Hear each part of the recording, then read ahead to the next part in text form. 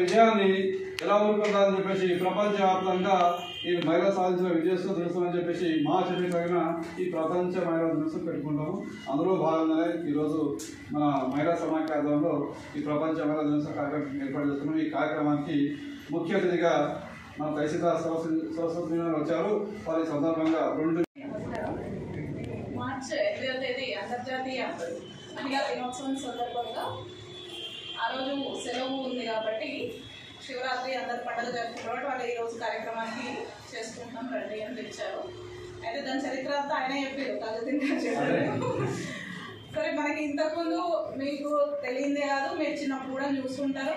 మనకి స్వాతంత్రం రాకముందు అసలు చదువుకోవడానికి కూడా అవకాశం లేదు మహిళలకి. కొన్ని ఉన్నత కుటుంబాల వాళ్ళు మాత్రమే చదువుకునే వాళ్ళు. అంటే చదువుకోవడానికి కూడా స్కూల్స్ లేవు, ఫెసిలిటీస్ లేవు, చదువుకోవాలనే పంపించాలనే ఆ విషయం కూడా జ్ఞానం లేదు మనకి. సరే, స్వాతంత్రం వచ్చిన తర్వాత అందరికీ ఓటు హక్కు ఇచ్చారు.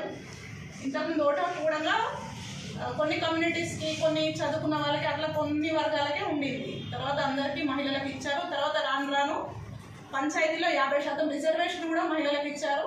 మరి మీకు తెలుసు, ఊళ్ళలో దాదాపు సగం మంది సర్పంచులు మహిళలే ఉన్నారు. అవునా కదా? మీ ఊళ్ళలో చాలా మంది మహిళా రిజర్వేషన్ ఉంటుంది, మహిళలే ఉంటున్నారు. అంటే అప్పటికి ఇప్పటికి చాలా ముందుకు పోయినాం. మనం ఇట్లా ప్రతి సంవత్సరం ఒకరోజు అంతర్జాతీయ మహిళా దినోత్సవం జరుపుకుంటున్నాము, ఆ రోజు గుర్తు చేసుకుంటున్నాము. బట్ మన పిల్లల్ని కూడా మనం చదివించాలి.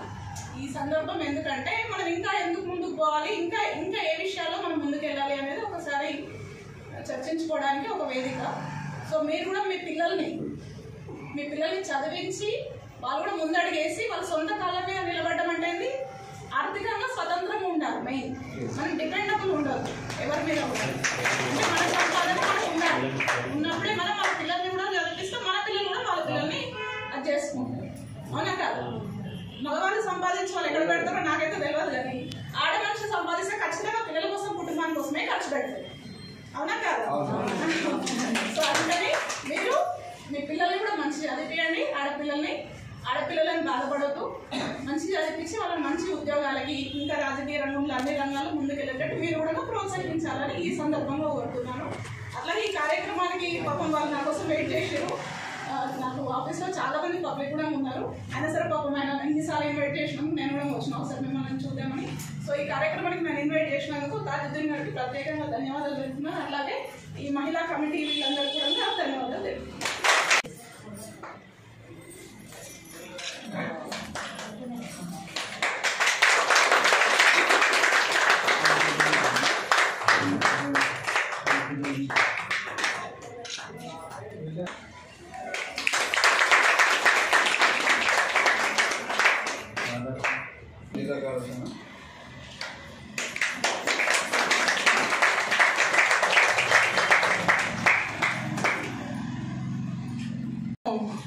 మార్చి 8న ప్రపంచ మహిళా దినోత్సవం అని చెప్పేసి ప్రతి సంవత్సరం జరుపుకుంటాము. ఈసారి శివరాత్రి పండుగ రావడంతో 2 రోజుల ముందు జరుపుకోవడం జరిగింది. అయితే గతంలో కొన్ని సంవత్సరాల కింద ఆడపిల్ల అంటే బయటకు వచ్చేది కాదు, చదువు అంటే తెలియదు, ఏది కూడా తెలియదు, బాల్య వివాహాలు చేసేటప్పుడు. అలాంటిది ఇప్పుడు అన్ని హక్కులు సమానంగా పంచేయాలి. మోపిల్లలకైతే పురుషులకు ఎంత ఉందో ఆడపిల్లలకు కూడా అంతే హక్కులు ఇవ్వాలి, సమాన హక్కులు అని చెప్పేసి జరుగుతుంది. ఆల్రెడీ అమల్లోకి వచ్చింది. 50% రిజర్వేషన్ అన్నారు, అది కూడా జరిగింది.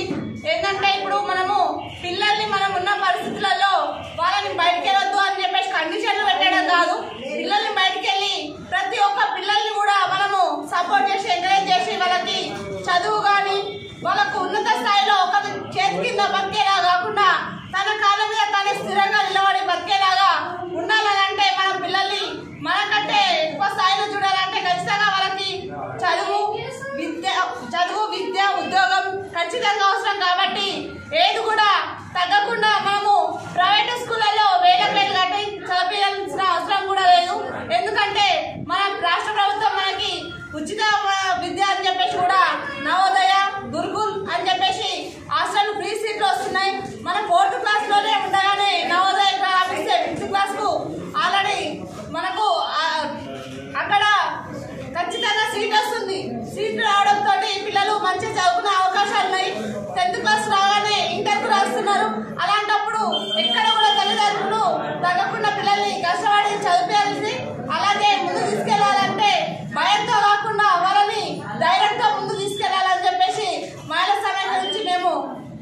డిమాండ్ చేస్తున్నాం.